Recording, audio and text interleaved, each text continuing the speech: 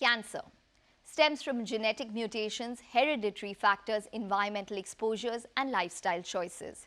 It is a growing concern in the country. In urban India, it ranks as the second leading cause of death amongst adults, and in rural areas, it claims the fourth spot. But the battle against cancer is not just fought in the cells. It's a war that takes a heavy toll on wallets and hearts alike. The out-of-pocket expenditure is 3 times higher for private inpatient care, pushing desperate patients to sell their possessions or borrow from friends and family. The problem of cancer is only growing. Cases are projected to surge to approximately 15.7 lakh by 2025 compared to 13.9 lakh in 2020. Amongst Indian women, breast, cervical and ovarian cancers dominate, while Indian men battle mouth, lung and prostate cancer. Some statistics to better understand India's burden. Breast cancer accounts for over 25% of all female cancer cases, closely followed by cervical cancer that accounts for 18% of all cases. Oral cancer is the most common cancer amongst Indian men. India also holds the unfortunate title of being the global hub for oral cancer, accounting for over 30% of cases worldwide, mainly due to reasons such as the country's widespread use of smokeless tobacco like gutka. Lung cancer, linked to factors such as tobacco use and pollution, accounts for nearly 6% of all cancer cases in India and is expected to increase 7-fold by 2025 compared to a decade ago. Late diagnosis worsens the situation. For example, survival rates for breast cancer are at 68%. Significantly lower than the global average of 84%. Cervical cancer claims the lives of nearly 2 out of 3 patients due to delayed detection. Additionally, almost half of lung cancer cases are diagnosed after it has spread, while the majority of prostate cancers are detected at advanced stages. India is also witnessing a distressing trend of cancer diagnosis occurring at younger ages, trailing behind countries like the UK, US and China. Disparities in healthcare guidelines such as PSA guidelines or screening tests further compound the issue, demanding the need for tailored approaches for cancer screening and awareness programs specifically designed for the Indian population. Today, we have with us renowned oncologists Dr Sewanti Limaye and Dr Senthil Rajappa to navigate the critical questions surrounding India's mounting cancer burden and how best to prepare for the challenges ahead. Welcome to the show. One of the largest factors responsible is something called epidemiological transition, which just means we are living longer. Stress is associated with tobacco use, with alcohol consumption, with drug abuse and things like that, which end up increasing your susceptibility. I think it's a no-brainer that girls in their early teenage, between 9 and 12, should get vaccinated. You are seeing lung cancers in non-smokers, and it is almost going to be an epidemic. Half of all patients with stage 3 lung cancer can now be cured.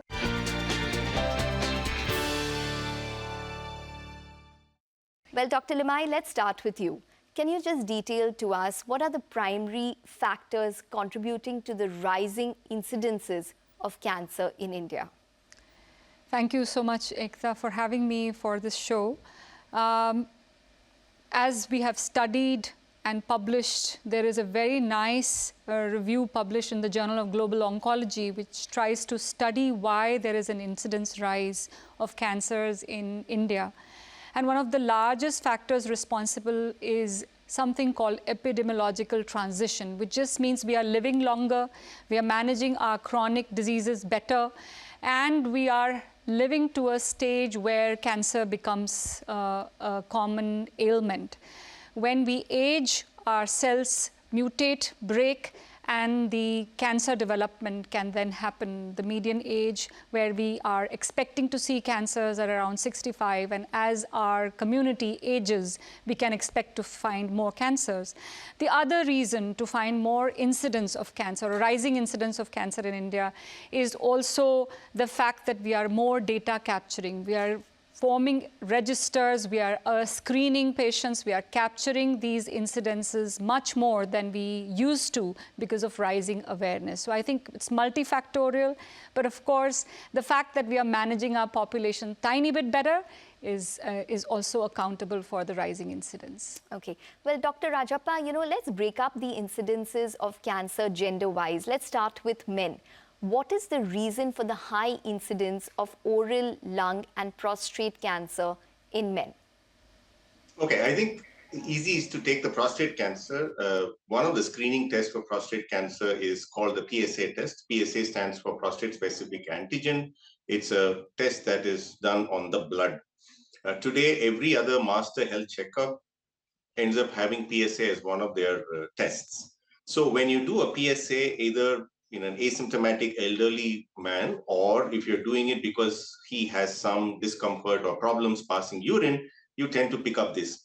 So for me, the most important reason why the incidence of prostate cancer is going up is because we are doing more PSA tests. And when you do more PSA tests and you find an elevated PSA, you tend to then cascade that gentleman down a series of tests, which will then prove or disprove the presence or absence of prostate cancer.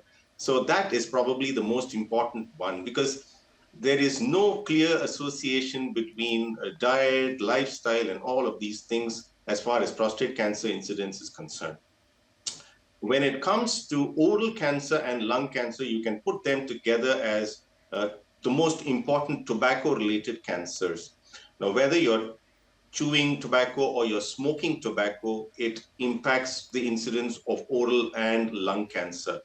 Though the incidence of both smoked and non-smoked tobacco consumption is going down in this country, what we are seeing now is a reflection of what all of us have been doing in the past couple of decades. Because what you did in the late 90s and the early part of the century is what is being reflected as a higher incidence or a rising incidence of these cancers. So for me, the increased consumption of tobacco in the last part of the previous century and the beginning of this century is probably the most important reason for the rise of these two cancers, and of course, environmental pollution and so on and so forth. Okay. Well, Dr. Limaye, the same question about women, because we have breast, cervical and ovarian, which is dominating. Why? So for breast and ovary, we know that we are dealing with hormonally driven cancers mostly. If you look at that, changing lifestyle, westernization, less physical activity, changing hormonal levels for women who are delaying the pregnancies, increment in the menstrual age, exposure to the woman with the changing levels of the hormone much more than we saw earlier, obesity, intake of alcohol, increment in intake of alcohol, all of that amounts to increase causation of breast cancer or even ovarian cancer. Of course, then there are better diagnostic techniques that are in play. Early screening, because of rising awareness of some of these cancers, specifically breast cancer. There is a national drive in trying to increase the awareness for breast cancer screening. And so all of that, of course, adds to the numbers that we finally get. But there is a real increment in the numbers, and that happens because of the X number of factors that I mentioned. For cervix cancer, I will say in particular, we are trying to decrease the rates. The screening numbers have gone up. We used to be the topmost country for cervix cancer, but that has been tackled to a great extent. Having said that, there's still cervix cancer that connects with low socioeconomic strata, with lack of awareness, with lack of screening, locally advanced disease at diagnosis, and hence capturing of cervix at a locally advanced or advanced stage where it leads to higher mortality is still a big problem for India, and it calls for more awareness for all these three cancers. So would you recommend the cervical cancer vaccine? Absolutely, 200%. As a professional sitting on the other side of the table, if there is any measure that can prevent the cancer from happening, be it cervix or any other malignancy, I would absolutely recommend. But with the Indian government coming in with the collaborative effort with Serum Institute of India and the cervix cancer vaccine being launched in India at a very affordable price, I think it's a no-brainer that girls in their early teenage, between 9 and 12, should get vaccinated. Even up to 26, they say the benefit from vaccination is complete, and the vaccination can still be taken up to 45 years of age. So it is something that can really prevent cervix cancer from happening, and we should all raise the awareness around this and be up in the arms and vaccinate our young girls and also boys for that matter. Dr. Rajappa, you know, there's this rising incidence of cancer.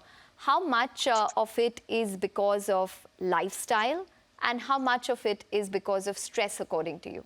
Okay, I think stress is the easier question to answer. I don't think stress has been directly related to a higher incidence of cancer. Then most of us doctors should end up having some kind of cancer or not. Certainly oncologists for that matter. So stress is not directly, but stress is associated with tobacco use, with alcohol consumption, with, drug abuse and things like that, which end up increasing your susceptibility. So stress as a factor does not directly impact. Lifestyle-related cancers are many. Again, Dr. Sewanti very nicely elucidated or elaborated them during her answer regarding breast cancer. So breast, ovary, uterus, some of the gastrointestinal cancers, these are all very much related to lifestyle, obesity, smoking, alcohol, inadequate activity, and so on and so forth. So yes, if you have a sedentary bad lifestyle, your probability of developing one of these cancers is going to be certainly high. Okay. Well, Dr. Limaye, lung cancer incidence are expected to rise by around 5 to 7 times in the next couple of years. We know tobacco is a reason for that. But how much of a reason is, say, air pollution? Huge.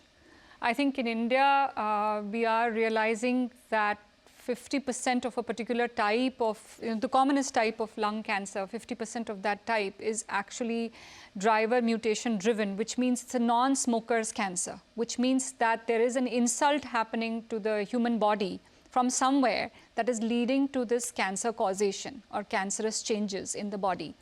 And if you look at the recent data that was presented at ESMO 2023 by a group of researchers in the UK, it showed that a particulate matter of 2.5 micron in size and over that size was actually directly responsible for a particular type of non-smokers lung cancer called EGFR positive lung cancer, which is seen in nearly 25% of adenocarcinomas of lung in India. So if you look at that, and yes, it is a single major study and it needs to be duplicated and all of that. But if you really see the amount of pollution we are all facing on a day-to-day basis, and just to give you a context, 2.5 micron, the regular size of the particulate matter that we face every day is 10 micron. So if you have that kind of exposure happening, even if you're a non-smoker, every day you are being exposed right from birth to levels of injury that are like smoking cigarettes, even as you grow as a child. So you are seeing younger lung cancers, you are seeing lung cancers in non-smokers, and it is almost going to be an epidemic. If you look at the numbers, it's going to be an epidemic. So it's high time we figured out prevention strategies not only for smokers but also for non-smokers. And when we talk about air pollution, we talk about going out and running in nature. And when I tell my patients, I'm thinking about all the pollution that is out there on the bridge when they go for their morning run. So we have to be very mindful of all that and really also be mindful of the smog level and when to expose yourself to that kind of injury as we go along in our routine lives, and to be aware and screen. Okay. Lots of younger people are also getting cancer. One of the reasons, as Dr. Rajappa had earlier told me before the show began, is because of the population, and we have a younger size of population. So that could be one of the reasons. But is there a susceptibility also that India has, which is resulting in younger people getting cancer? You mentioned air pollution, younger people come with incidence of lung cancer. Could that be correlated?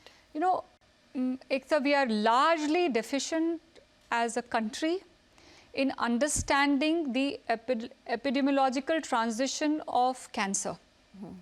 we are really deficient in studying what are the epidemiological factors contributing to younger presentation of cancer. We are doing a lot of work in this area, but we are still largely deficient. If you look at lung cancers, I gave you a reason, but there may be similar reasons for breast cancer happening in younger population, non-hormone positive breast cancers happening in a younger population. Triple negative breast cancer in India happens at least 10 years younger, in 10 years younger women than what you see in the West. So a lot of this, I believe, is coming as a contribution from pollution, but which pollution? What pollution are we talking about? What is the exact cause? We haven't nailed it yet, and there's much work that is required in this area. The other thing is, when it comes to cancer in India, is the low survival rates. It stands at around 30% of India's cancer patients survive for over 5 years, and almost 50% of cancer is seen in late stages in India. Is that primarily because of a late diagnosis? I would say yes, primarily yes, because we have such poor screening rates. We have complete lack of awareness. We have extremely poor screening rates. We as a nation don't screen. And I'm not talking about screening of the poor.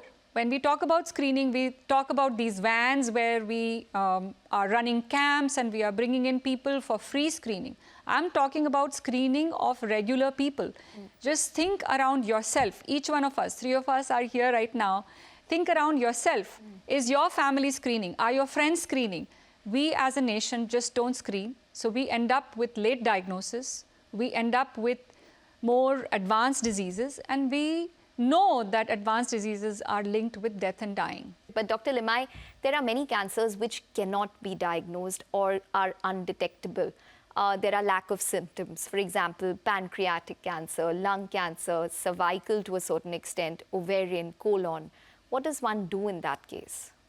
So there is a lot of work happening now with what I call new age diagnostics. So we are looking at the tip of the iceberg with the screening tools, and I think the real promise lies in figuring out cancers with the new age diagnostic techniques, whether it be AI-based chest X-ray to figure out lung cancer, or whether it be a blood test to figure out the presence of cancer in the body, or whether it be a urine test to figure out the presence of cancer in the bladder.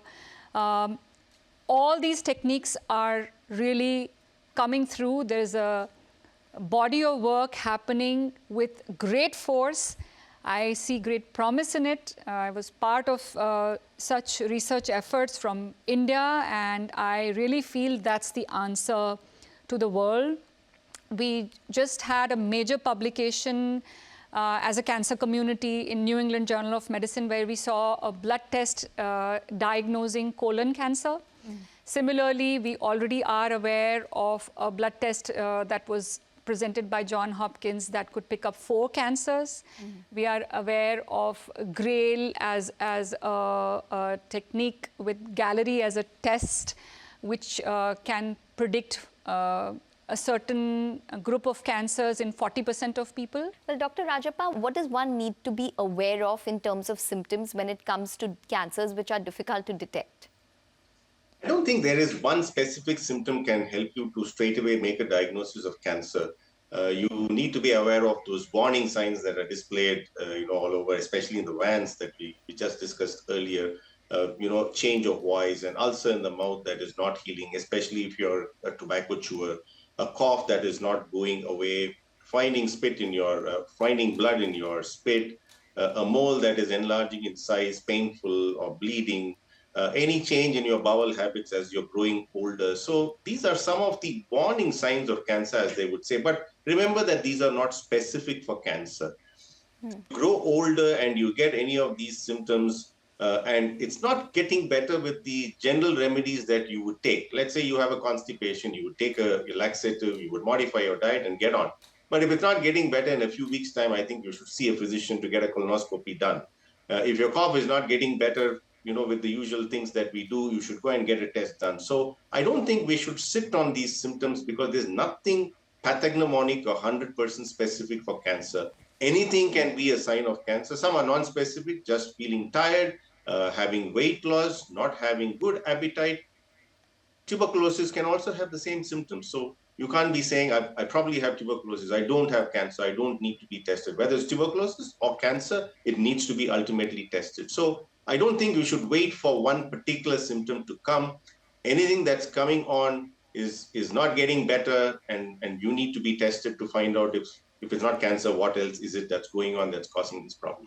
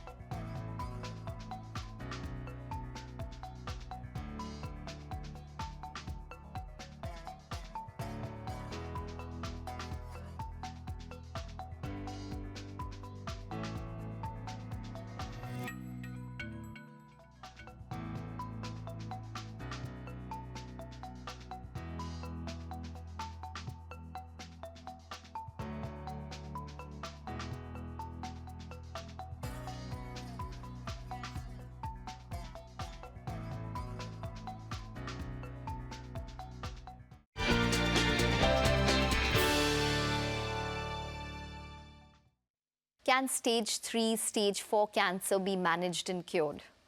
Oh, yes, it depends upon what cancer you're talking about. For example, half of all patients with stage 3 lung cancer can now be cured with the advent of immunotherapy. Stage 4 testicular cancers, advanced choriocarcinomas, it's something that's related to pregnancy and so on and so forth.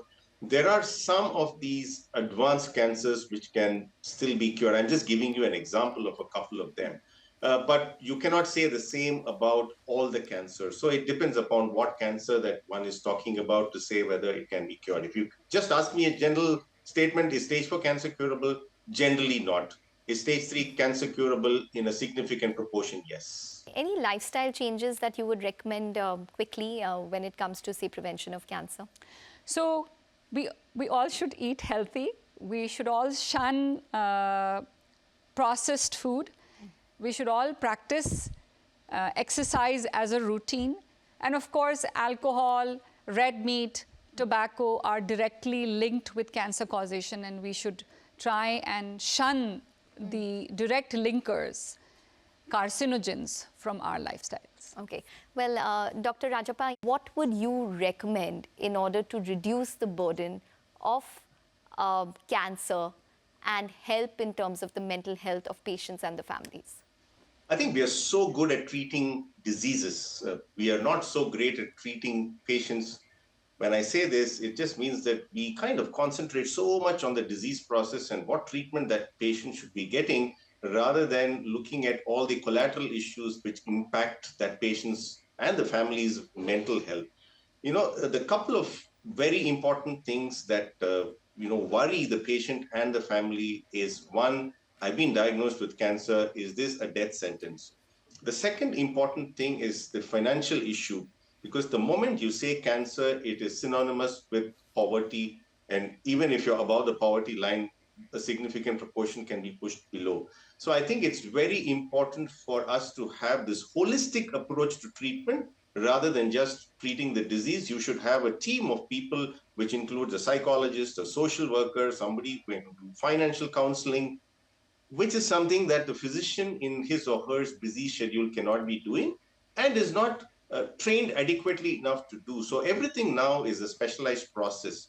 So we should build up that team in all our institutions to make sure that we are reassuring patients. We tell them that we will help you in every step that they're going through in this battle and fight against cancer, and make sure that we will make them win come what may. And that reassurance is what will help patients to fight this disease better and win through it. All right, Dr. Rajappa as well as Dr. Limaye, it's been a pleasure.